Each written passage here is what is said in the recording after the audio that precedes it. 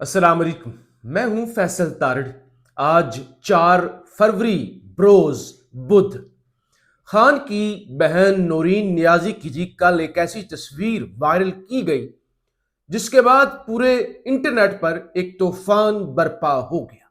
लेकिन आज जब ओरिजिनल तस्वीर सामने आई है तो उसके बाद वो बेशरम किरदार जो इस सारे 2 नंबरी के अंदर मुलव्वस थे, ना सिर्फ वो बेनकाब हुए हैं बल्कि किस छोटे लेवल पर ये लोग गिर चुके हैं ये भी कौम को पता चला है और हम आपको बताएंगे भी।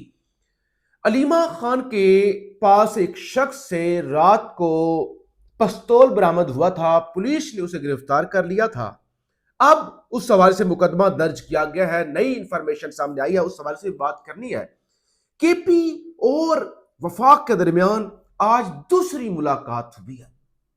ये मुलाकात यानी एक तरफ तो रात को अलीमा खान ने एक किस्म का हाथ जोड़कर कह दिया कि सुहेल अफरीदी साहब हम भीख नहीं मांगते, रोज आकर बैठ जाती हैं, मुलाकात हमारी करवाई नहीं जाती, खुदा के लिए तुम नहीं कुछ करना है करो, सूबा बंद करना है सूबा बंद करो, जो भी करना है कुछ करो। दूसरी तरफ ये मुलाकातें। और फिर मैंने तो रात को जो वी लॉग किया था बड़ा वाज़ेह आपको बता दिया था, कोई खान की रिहाई नहीं, कोई किसी किस्म का रिलीफ नहीं और कोई किसी किस्म की मुलाकात का भी चांस नहीं अगर किसी को लगता है कि मुलाकात हो जाएगी।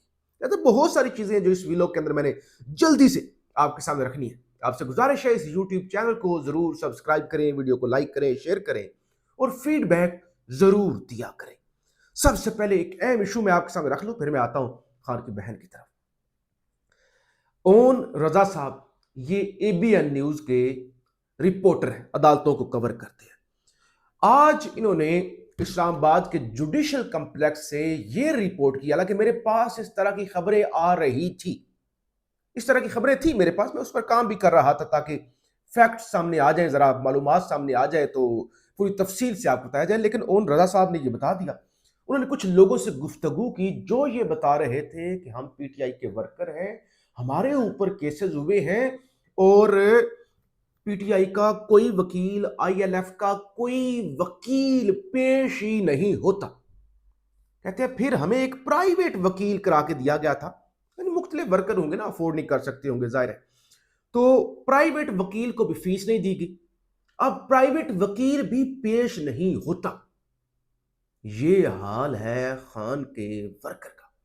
वो जब वर्कर को वकला तक मुयस्सर नहीं होंगे, वो छोटे छोटे जुर्माने और छोटे छोटे केसों पर कई कई महीने जेलों में बैठे रहेंगे, वकील तक नहीं मिलेगा, फिर कौन 8 फरवरी को निकलेगा, कौन अगली बार गिरफ्तारी देगा। रात को 1:15 अलीमा खान ने धरना खत्म किया चंद लोगों के साथ और इस यकीन दहानी के साथ जो 16 लोग गिरफ्तार किए गए थे सबको रिहा किया जाए, और सबको रिहा किया गया। फिर सिर्फ एक उमर अब्दुल सत्तार जो अटक वाले हैं, सॉरी उकाड़ा वाले, उनको रिहा नहीं किया गया, जाहिर है। अच्छा, लेकिन ये तो हाल है। दूसरी आप जल्दी के साथ, कल एक तस्वीर वायरल होती है और उसके अंदर एक तरफ डॉक्टर उज़मा यासीन सूरह यासीन की तिलावत कर रही हैं, एक तरफ नूरीन नियाजी साहिबा, हसान नियाजी साहब की वालदा, वो सूरह यासीन पढ़ रही है। अब वो जो तस्वीर जारी की गई उसके अंदर जो नूरीन नियाजी साहिबा के हाथ के अंदर सूरह यासीन थी वो उल्टी थी, उल्टी।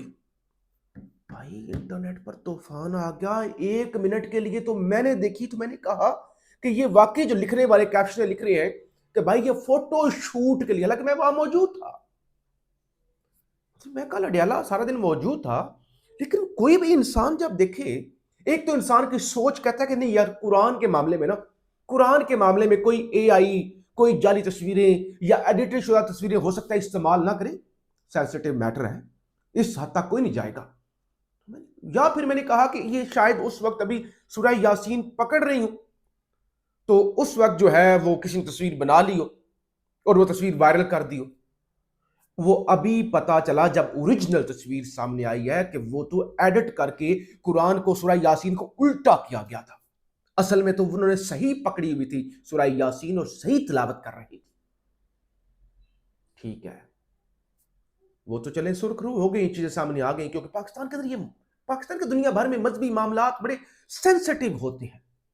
नैरेटिव क्या प्रमोट किया गया, वो इमरान खान भी मजहब का इस्तेमाल करता है, अब उसकी बहनें भी मजहब का इस्तेमाल करती हैं, हालांकि उनको मजहब का अलिफ बे भी नहीं आता। मुझे ये बताएं, ये क्या है, ये क्या है जिसने भी एडिट की है? क्या कुरान, छोड़ देना सियासत का, क्या यानी अब ये सोसाइटी या इस सोसाइटी के अंदर कुछ लोग इस नैज तक गिर गए। बहरहाल ये लंबी फिर डिबेट हो जाएगी, सर खपाने वाली बात है।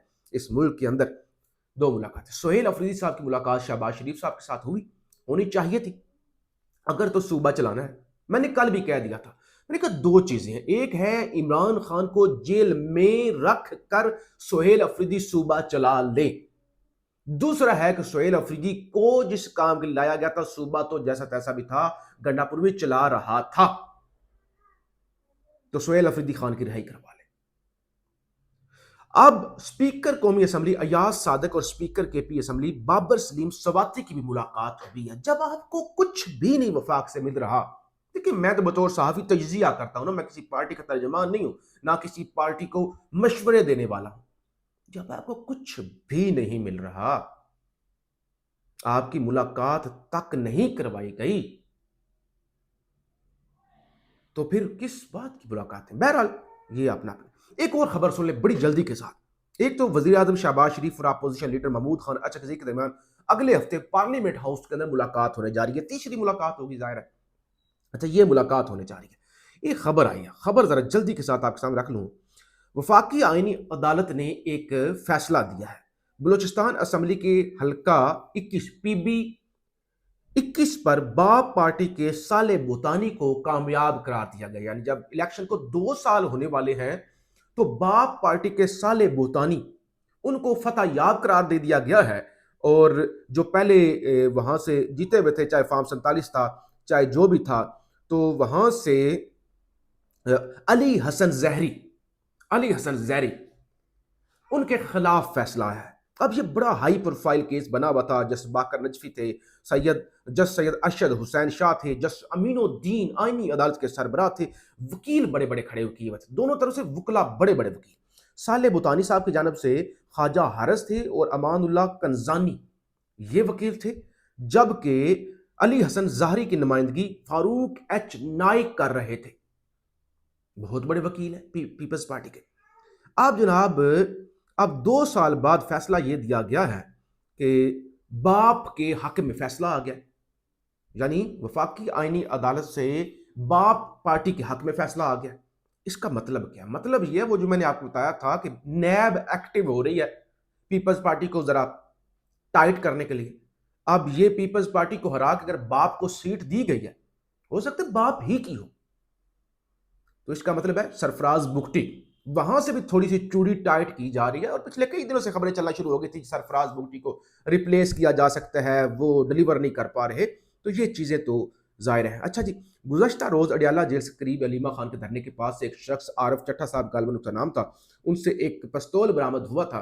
अब इस सवाल से खबर यह है, गुज़श्ता रोज अडियाला जेल के करीब अलीमा खान के धरने में गिरफ्तार मशकूक मुसल्ला शख्स के खिलाफ रावलपिंडी पुलिस ने मुकदमा दर्ज कर लिया है। पुलिस के मुताबिक मुसल्ला शख्स से पिस्तौल बरामद हुआ है और मुलजम असले का कोई लाइसेंस पेश नहीं कर सका। मुसल्ला शख्स इमरान खान की बहनों के करीब मौजूद था। ये मामला सोहेल अफरीदी के हवाले से जल्दी से खबर आपको सामने रख दूं। वो जो हरीपुर वाला इलेक्शन था, उसमें सोहेल अफरीदी साहब ने कहा था कि जिसने धांधली की तो फिर मैं देखूंगा कैसे धांधली करते हैं। इलेक्शन कमीशन ने सोहेल अफरीदी के खिलाफ केस बना दिया था। अब सोहेल अफरीदी साहब तो ज़ाहिर पेश नहीं होते, उनके वकील है अली बुखारी साहब, वो आज भी पेश हुए और उन्होंने कहा कि एक तो हाई कोर्ट का इस पर स्टे ऑर्डर है, दूसरे नंबर पे मुझे नोटिस नहीं किया गया था, और फिर यूं एक लंबी बहस के बाद 17 फरवरी तक सिकंदर सुल्तान राजा ने यह केस मुलतवी कर दिया। अब ये वो केस है जिसके अंदर सोहेल अफरीदी को फंसा कर, हालांकि सोहेल अफरीदी ने तो बात की थी ना कि धांधली, मैं क्योंकि बड़ा हूं अपने सूबे का सरबराह हूं, मैं धांधली नहीं होने दूंगा, तो सोहेल अफरीदी के खिलाफ ही केस बन गया, शफीउल्लाह जान के खिलाफ केस बन गया। अब ये वो केस है जिसमें सोहेल अफरीदी को नाअहल किया जा सकता है इलेक्शन कमीशन की जानिब से। कल को सोहेल अफरीदी के खिलाफ ये केस इस्तेमाल होगा। चूड़ी टाइट की जाएगी। हालांकि कोई ये केस नहीं है। एक शख्स कह रहा है कि भाई मैं धांधली नहीं होने दूंगा, और फिर धांधली हो गई। उनके सूबे से, उनकी हुकूमत के होते हुए जीती हुई सीट उनके हाथ से निकल गई। मुझे मतलब मशवरा तो नहीं, फिर तजिया कह लें, सुहेल अफरीदी को खुद इस केस में पेश होना चाहिए, वजाहत देनी चाहिए, हर पेशी पर पेश होना चाहिए, और सारा जाहिर है, और इस केस को खत्म करवाना चाहिए। वरना आज ये क्लिप बेशक सेव कर ले, ये केस सुहेल अफरीदी की नायली तक चला जाएगा।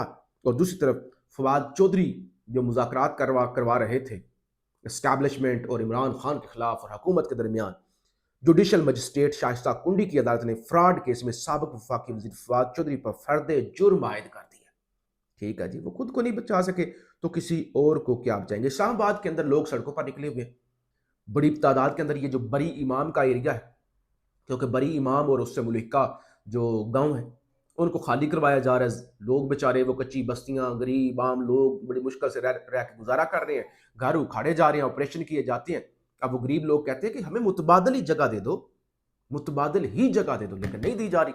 तो लोग सड़कों पर एहतजाज कर रहे हैं। चंद दिन पहले भी एक अफसोसनाक वाकया कि वो एहतजाज के दौरान गोलियां भी चली थी और ऑपरेशन हुआ था। बहरहाल अभी भी लोग इस्लामाबाद में इस हवाले से सड़कों पर हैं, और वो डी चौक आने का उन्होंने ऐलान भी कर रखा है। ईमान मजारी और हादी अली चट्टा से मुलाकात नहीं करवाई गई थी उनकी मां की, श्री मजारी साहिबा की। आज वो दरखास्त लेकर जस्टिस अरबाब मोहम्मद ताहिर साहब की अदालत में इस्लामाबाद हाईकोर्ट पेश हुई, और जस्टिस अरबाब ताहिर साहब ने हाथ खड़े कर दिए और उन्होंने कहा कि आप सुप्रीडेंट अडयाला जेल के पास अपनी दरखास्त लेके जाएं, वो आपकी दरखास्त का फैसला करें। ये नौबत आ गई है कि जज आप सुप्रीडेंट के रहमो करम पर छोड़ते हैं कि वो मुलाकात करवाना चाहे तो करवाए, उसके पास जाए। फीडबैक जरूर दीजिएगा। पाकिस्तान जिंदाबाद।